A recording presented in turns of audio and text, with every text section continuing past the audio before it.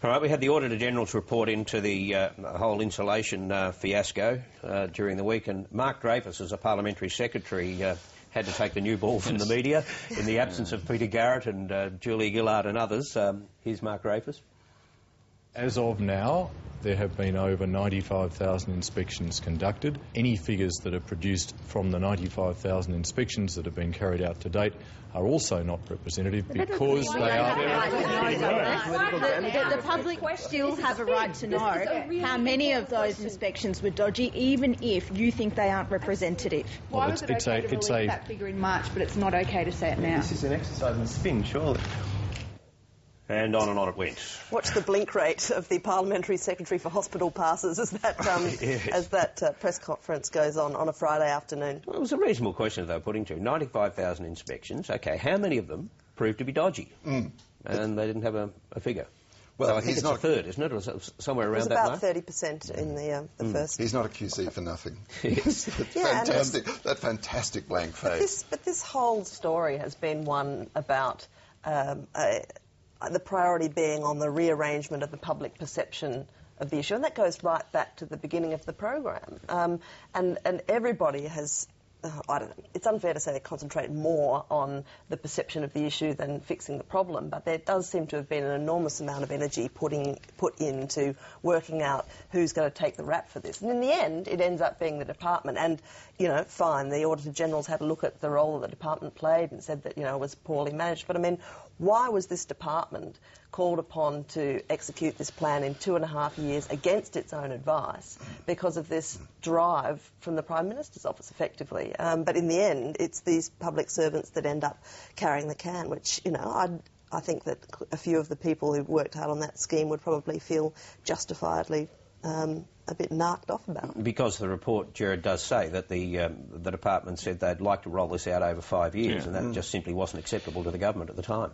It's fair to say this is a whole-of-government decision. It was made by the Prime Minister, the Prime Minister's office, relevant ministers, implemented by the public service. But it's the old era of thinking you can give people something for nothing. I was at home. I got 2 phone calls left on my answering machine saying, "We're doing your street next week.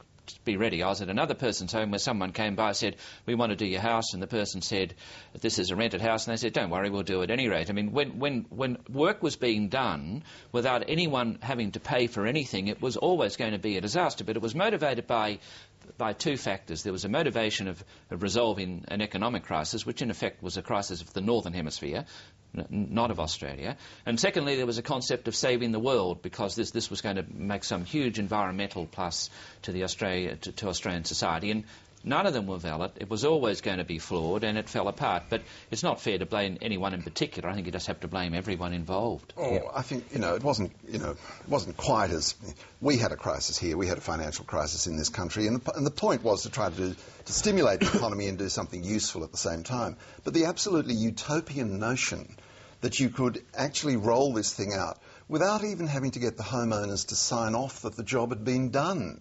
Friends of mine turn out to be on a list of people who've had their houses insulated. No one came near them, but somebody's been paid, probably quite a large sum of money, for supposedly putting pink bats in their roof, and they never did. It was rushed, it was utopian. There were some, reasonable policy, objectives for it, but I think the responsibility for this goes right to the top.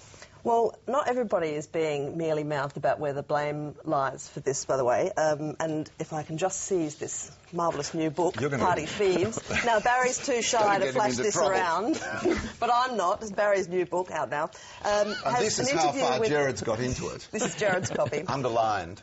Has an interview with Gary Gray, now Minister, who says of Garrett and Rudd and the entire insulation debacle, for Rudd and his office to position Garrett as the fall guy was disgraceful, weak, sneaky, unprincipled and just plain wrong. All along, Peter properly put his objections to the administration of the program on the record.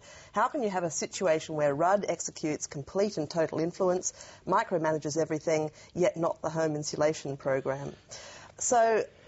Well, perhaps the next time they have a ministerial meeting, they can discuss that across the table. Well, maybe, but I mean, how much has changed? You've got a situation where you have a new administration, Julia Gillard has said that she'll take her fair share of responsibility for what's gone before, and yet when the most crucial analysis of this whole program, which, let's remember, is a $4 billion program, and it was not just a tiny boondoggle of some kind, comes out, it's released on a Friday afternoon, and Mark Dreyfus, rich as his qualifications are for responsible office, difficult debate, gets rolled out to answer these questions, which I think is kind of insulting. You know, this is a government of continuity, and somebody has to stand up and kind of take the rap for this. I think Mark Dreyfus